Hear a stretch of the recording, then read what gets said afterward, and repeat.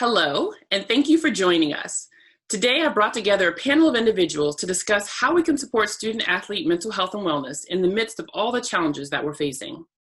We know that the world has changed in so many different ways over the course of the past few months. And although we can agree that change has occurred, each of us are impacted by that change in different ways. Today, we look through the lens of a student-athlete and discuss how the world has changed for them, how that may have impacted their mental health and wellness, and what they can do as they enter the summer months and prepare for the next academic year. Before we begin, I'd like to tell you a little bit about our panel. My name is Dr. Tayash Hall-Brown. I'm a child and adolescent psychologist and the director of the Howard University School-Based Behavioral Health Program. I'm also a former Duke women's basketball player. Today, I will serve as a moderator for our discussion. Next, we have Dr. Sean Zeppelin.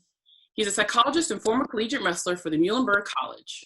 Currently, he serves as the Director of Behavioral Health for the Duke University Athletic Department, where he's responsible for providing psychological services to student athletes and staff. These services include mental health issues, as well as those focused on injuries, rehabilitation, communication, group dynamics, and career transition. He also conducts educational seminars and classes for athletic department teams and staff, and is responsible for assessing and interviewing in crisis situations. Next, David Hall is a graduate of the Elon University, where he was a 3-year starter for the men's basketball team. David is currently a certified performance enhancement specialist and corrective exercise specialist with over 12 years of experience. He does performance training with student athletes at the high school and collegiate levels in varying sports. His main focus is to train athletes so that they can maximize their basketball and athletic ability. Mackenzie Jones. She's a former goalie for the women's lacrosse team at George Washington University and a former teacher. Currently, she serves as the program manager for the Grassroots Project, a nonprofit organization focused on using the power of sport to advance health equity for youth and their communities. Mackenzie's also heavily involved in their social media efforts. I've been told that she's the brainchild behind the poignant student video, Letter to My Younger Self, where students describe challenges that they experience as a student athlete and how they will make it through to become the success that they currently are. Nia Woods is a Howard University two-sport athlete participating in both basketball and track. She's a recent recipient of the Billie Jean King Leadership ESPY Award for her work with the middle school students through the Grassroots Project. For those of you who don't know, an ESPY is the ESPN version of a Grammy. It's a prestigious award to honor the achievement of athletes both on and off the field or court. I would like to begin our discussion with Nia. So first off, how does it feel to have won an ESPY for the work that you've done with the Grassroots Project? It feels amazing. I just feel extremely blessed. I'm still a little in shock, after it premiered on Sunday. But overall, it's just a great blessing, and I'm truly grateful for it. Well, we all appreciate the work that you've put into that. So I'm going to ask you, how has your world as a student athlete changed over the past few months? So since returning home, because of COVID-19, it's been challenging, honestly. I can say the first couple of months that I was home, it was kind of sad. It was really sad. I was just, my outdoor track season got canceled, and I was looking forward to that, as I'm sure a lot of spring sports athletes were. And I would sit in my room and just, do my homework and attend classes, the first couple of months. And I didn't really, have any energy to do anything else. But I definitely do think COVID-19 was, a good motivation for, the following seasons to come. Over the past month, I would say I've been, out working hard, trying to do my best for next season. Mm-hmm. And I really think this was just a great push, and it motivated us and made us, want to do better next year. And it made us see the world and not take it for granted as much as we did. Wow. I'm going to ask, you mentioned that there were some things that you were really focused on or worried about. What were some of the specific worries or thoughts that you had that were concerning for you? I was definitely worried about if I would, honestly, if I would ever have the motivation to want to, be an athlete, honestly. When you go through so many trials and tribulations and like, having to come back home after, being away, feeling, great somewhere else. It's really like taking a little toll on my mental health, honestly. Mm-hmm. But through the help of the grassroots project, obviously, consistently, trying to keep their athletes up and talking to us, and then my coaches and my teammates, us motivating each other, it's really been a huge help. And I do think that coming home was a good little mental health break for us to like calm down, because we are college students and athletes and have a whole lot going on. So for it to just come to a stop, of course, it was difficult at first, but I think in the long run it was good for us to have a mental and physical break. But I'm doing much better than I was a few months ago. Oh, that's great to hear. And I think you bring up a really good point. We're looking at two different schools of thought. I think some people during this time have thought, okay, this is a great time for me to take a break, to let my body, rest, to let my mind rest. But then others are also looking at it from the point of view of, it's a time to kind of get an advantage over others. And, this is my time to kind of work out and focus. Dr. Zeppelin, can you speak to that a little bit about kind of what your the athletes that you've been dealing with, how they've been thinking about this and dealing with this?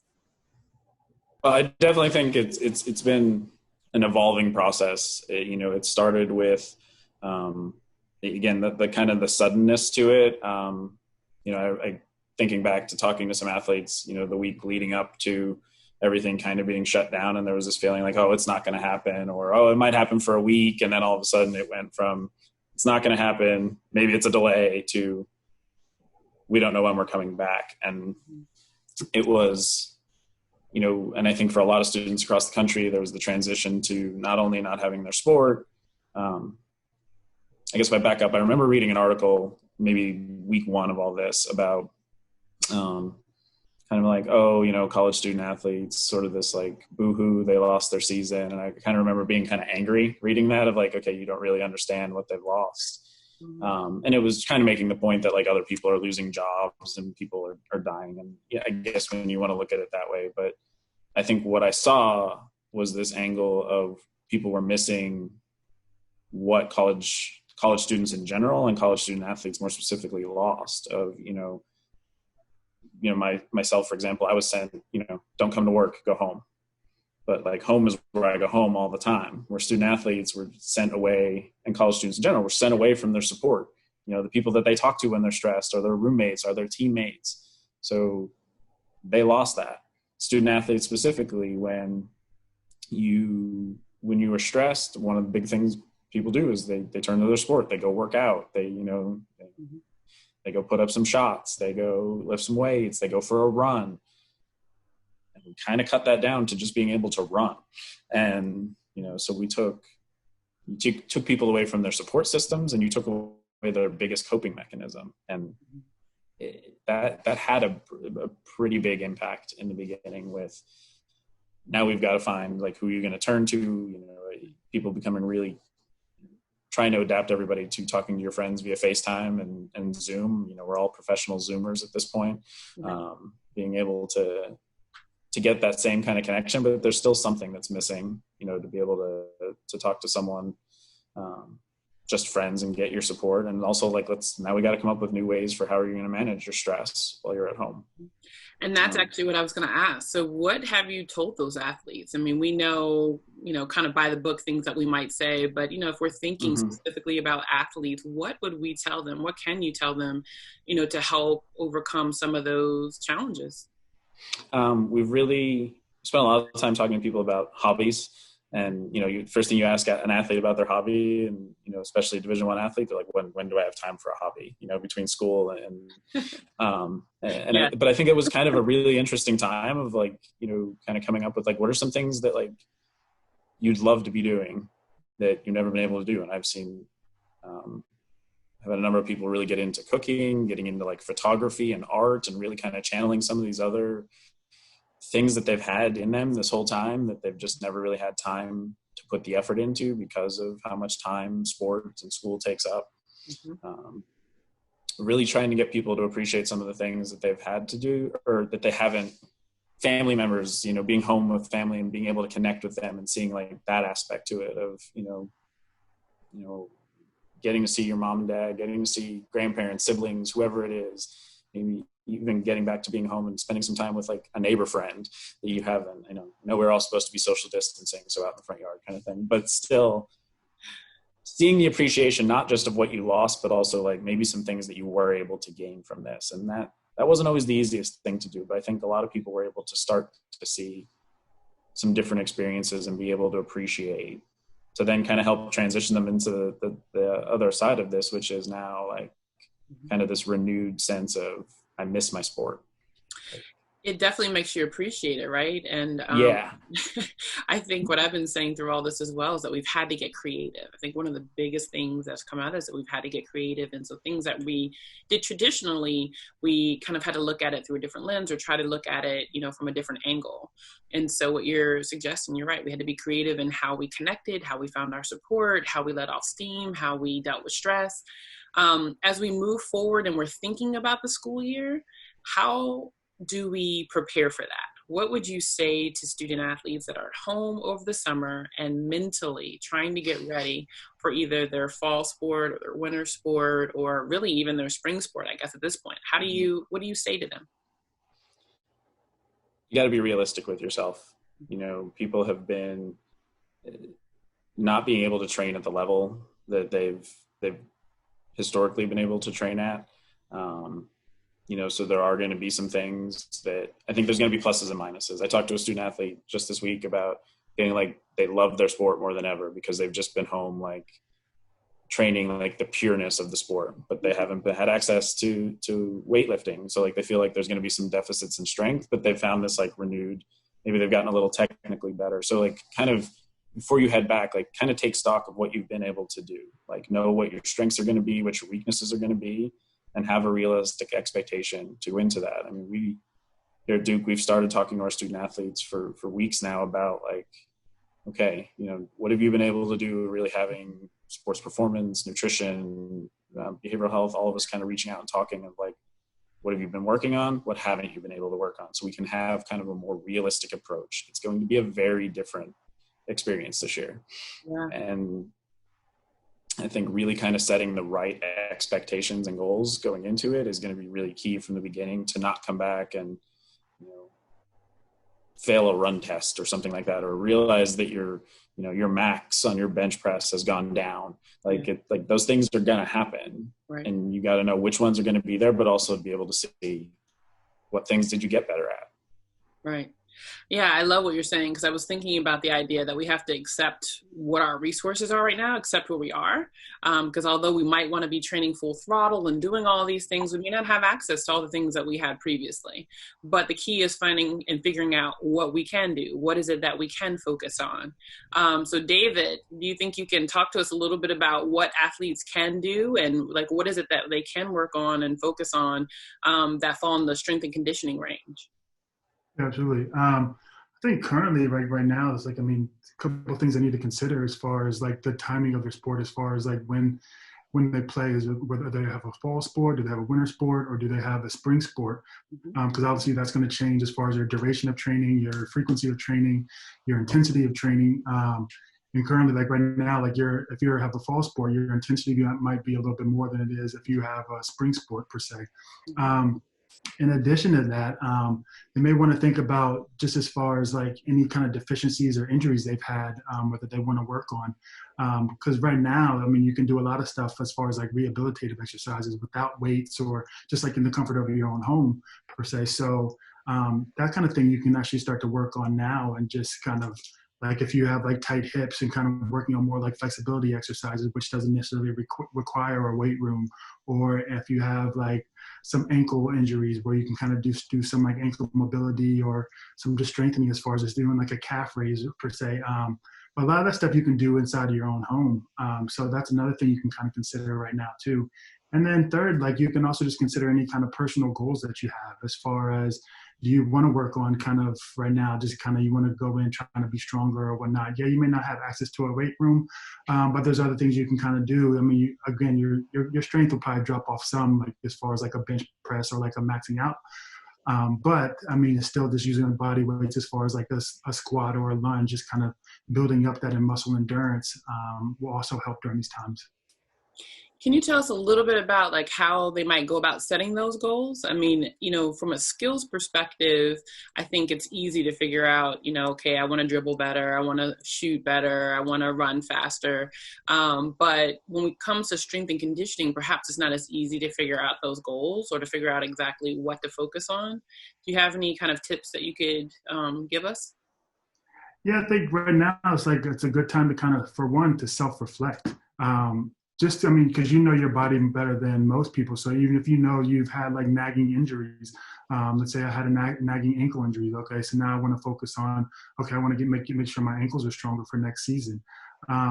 And then if you don't know like yourself, you can always kind of contact your strength coach. They always know as far as like what kind of indeficiencies that you have, and they can kind of help you through these times as far as like what you need to work on, what you can get stronger on, what you can do during these times, like at home, without the use of equipment. I'd say just kind of focus on that, but mainly like self-reflect. You'll know, like what you're strong, what your weaknesses are, and I just say focus on that. Okay, that's great. I was talking to a coach recently, and he was telling me that he loves when his players contact him, right? So if the coach hasn't contacted you, definitely reach out to the coach or reach out to the strengthening coach because they can help you. They are typically aware of what your strengths and weaknesses are from previous activity, with them. But the whole thing is they're not in this alone, right? They can ask for help. There are videos online that help with that. Do you have anything in particular, like any kind of resources that you would recommend or things that, people can kind of go to for guidance with regard to some of those strengthening exercises? Yeah, I mean, with the use of social media these days, you can find a lot of the strength exercises on social media. Again, like just going to your strength coach, they probably have videos or they can record videos for you. I know with myself, with players, like if they ask, I can record exercises. If they don't know exactly what to do, like I'll record them, send it to them, so then they have like an example of what to do and know how to do it. And if they have any questions later, they can just contact me and we can kind of walk through it together. But I say just take advantage of social media and really the use of your strength coach. They'll lay all that stuff out for you, and they're more than happy to do it.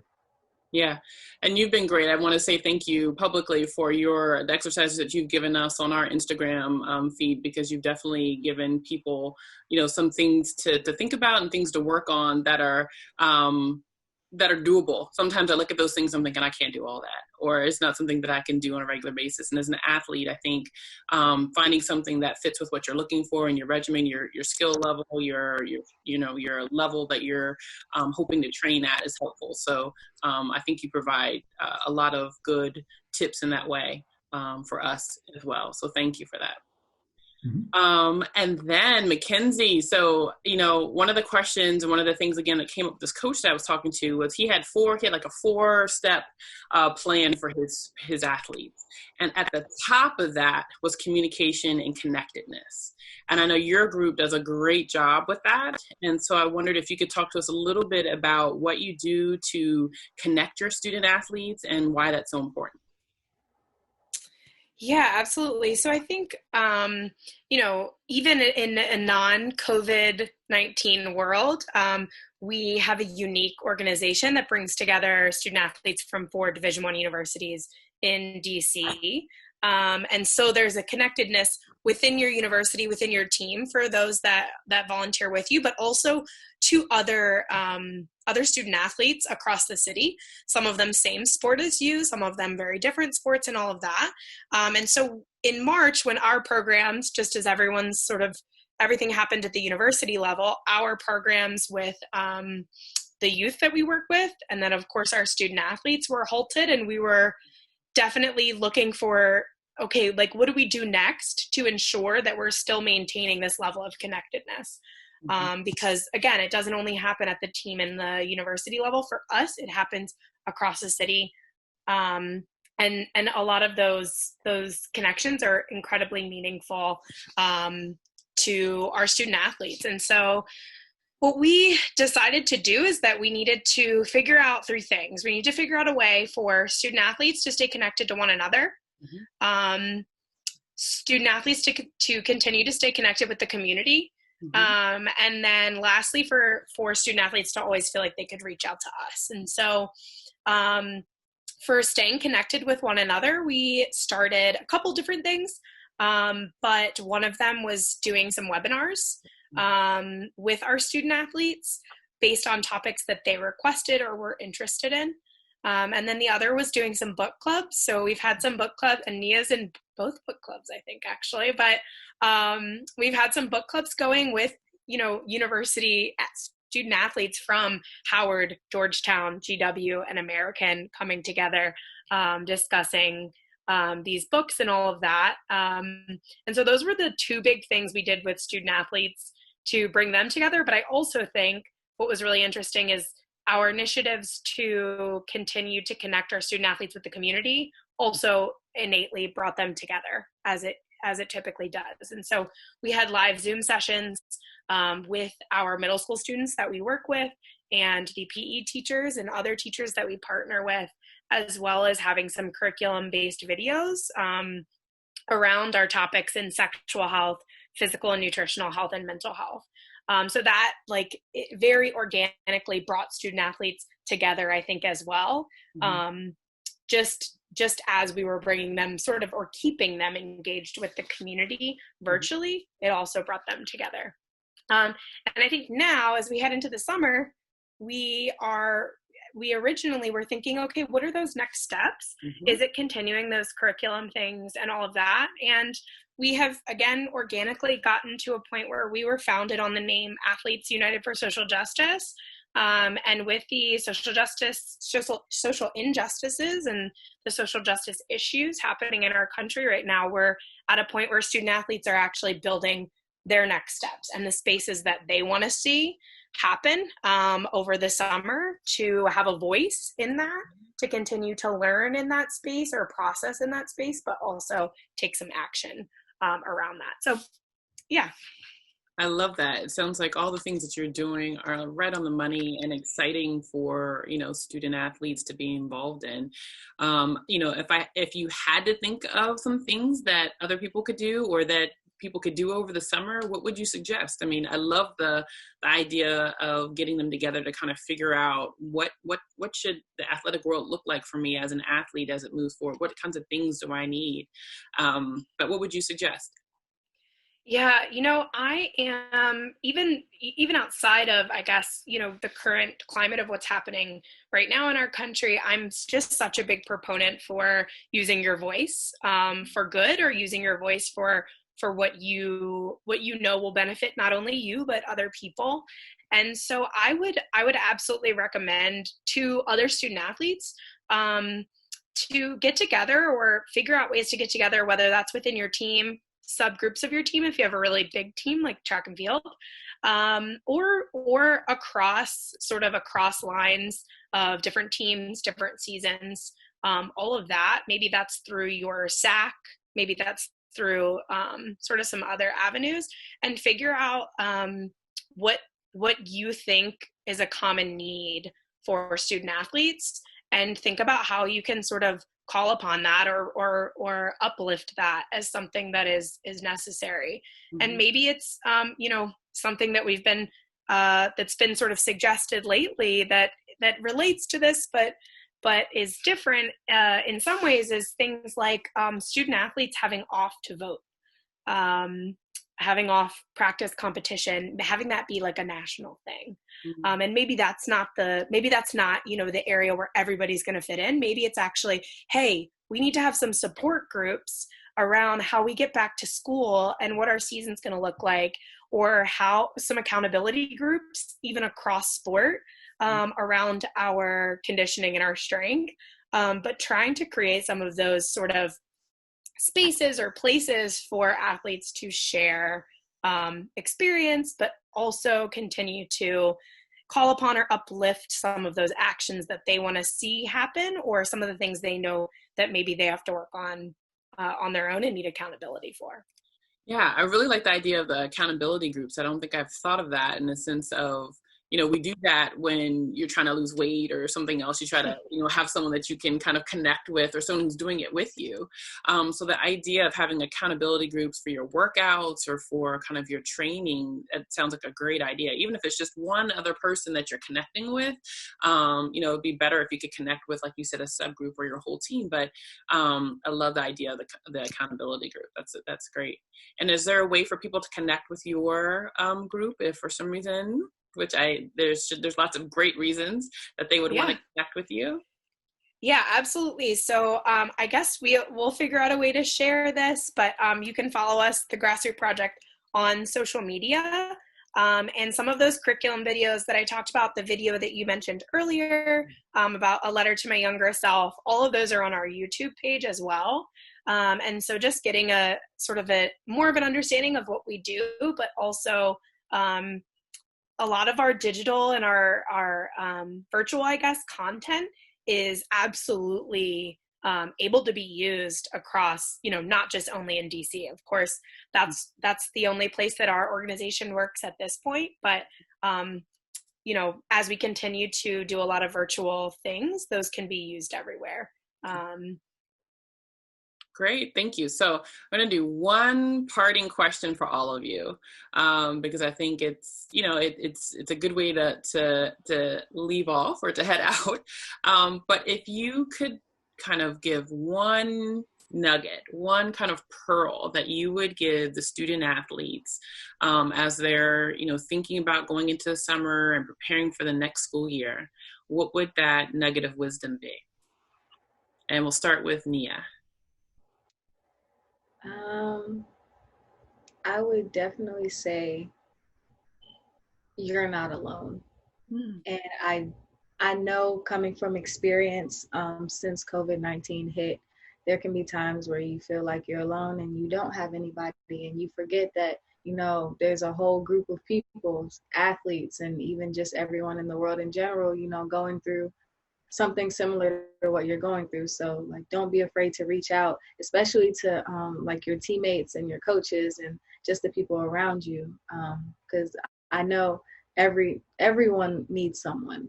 Everyone needs someone. So just know you're not alone no matter what. Well said. Thank you. Dr. Zeppelin? I would echo very similarly. I think I've said it a number of times over the past 3 months, however long we've been doing this now, is if you can't be open and vulnerable right now, when everybody's dealing with very similar things, there's a good time to practice some of these skills of how to tell people what you're struggling with and be open and honest about what's going on. And I think, maybe if I want to elaborate a little bit more, is just talk. Make sure that, if there's a lot of uncertainty coming up, and that in the life of a student athlete is not something that we typically have. So if you don't know things, ask. If you're concerned about something, say it. Now is not the time to be silent on and anything that's going on, and just making sure that people are connecting and communicating. So. Absolutely. I agree. Thank you. David? I just say, a lot of times when you're in season, when you're in school, a lot of times you lose track of kind of what's really important outside of the sport, as far as family and being connected to family and friends, which now we've actually been kind of forced to do so. I just say, once we kind of get back into that hectic schedule, into that, training at all hours a day, and you're just you're training, back to school and then back to training, just don't forget about, the things that are really important, outside of sport. Because it's easy to lose track of that, but just make sure you just don't forget about that. Nice. Thank you. And Mackenzie? These were all amazing. I just want to echo them. And also reflecting and listening to them, I think, has just reminded me how much of all of these things are a part of our daily lives, even outside of being a student athlete, but oftentimes being in the athlete world helps us learn them as well. And I would say, I think my one thing would be to, of course, hold on to your passion of athletics, but to not necessarily let yourself be defined only by that, and to continue to sort of search for, I think, like Dr. Zeppelin said earlier, what are your habits, your other passions? Because regardless of COVID-19 or not, eventually you won't be an athlete anymore, and you will have to grapple with who you are in a lot of ways outside of that realm. And so in some ways it's a blessing to be able to figure that out now and start to grapple with that now, and know that those things will make you better in anything that you do, including in your athletics, when it's time for all of that to start back again. Oh, wow. That was well said. Well said. Well, I want to thank you all for having this discussion today. I think this was really important for us to have. And obviously there's so many other things we can talk about and so many avenues we could kind of delve deeper into. But I really wanted this to kind of cover a really broad area today to give people, the understanding of how important this is, because I think Dr. Zeppelin said earlier when he read that it was a news article or something in a manuscript, I think you said. About it was on the internet. It was enough to, I don't know that it was well resourced, but it was enough to, yeah, kind of downplaying the impact on athletes. I think, all of us need to rethink that, because the change, the course, the all that goes into being a student athlete has been impacted by COVID and these changes that we've been going through. I actually think back to the high school students who missed the summer of their AAU and then are now, or that their junior year when they're thinking about being recruited and they don't have this summer. And so they have this anxiety about being able to go play at college. So there's so many things that are wrapped up into it. And although it may not be a life or death situation for everybody, it is really still important for a lot of students, a lot of athletes. And so I encourage us to continue to have these conversations and to support our student athletes as much as possible. So hopefully we'll be able to have these conversations again. I thank you for your time. Are there any, I think Mackenzie gave a shout out for her social media. Do you want to give it one more time? And that way people know how to reach you? Yep, so we're on Instagram. I would say Instagram, Facebook, YouTube are the most sort of consistently updated, and it's just the Grassroot Project. Perfect. Dr. Zeppelin, is there a way for people to contact you or perhaps ask additional questions if they have them? The easiest way, if you go to goduke.com, I'm listed under there and my contact information, everything is on there. And that's what I also encourage people to just see the resources in your area. If you're a student athlete, don't be afraid of counseling centers on your campus. Don't be afraid of, if your department has somebody, reach out, but I'm more than happy to help people with that as well. Perfect. Yeah, I know. I visited yours earlier today. I saw you rapping. You're really good. You want to put yourself there? Yes, so my Instagram is nia.woods _ NIAH.WOODS _ and then my Twitter is at THATKIDDKAI. So that kid Kai, yeah. Nice, thank you. And David, how about you? I'm at DFitsLA on both Twitter and Instagram. That's DFits, FITSLA. Perfect, thank you. And here at the Howard University School-Based Behavioral Health Program, we are at our initials, which are at HUSBBHP. And we're just starting with our Instagram, so we're hoping to continue to connect with people as much as possible. But thank you all for your time, and thank you all for joining us.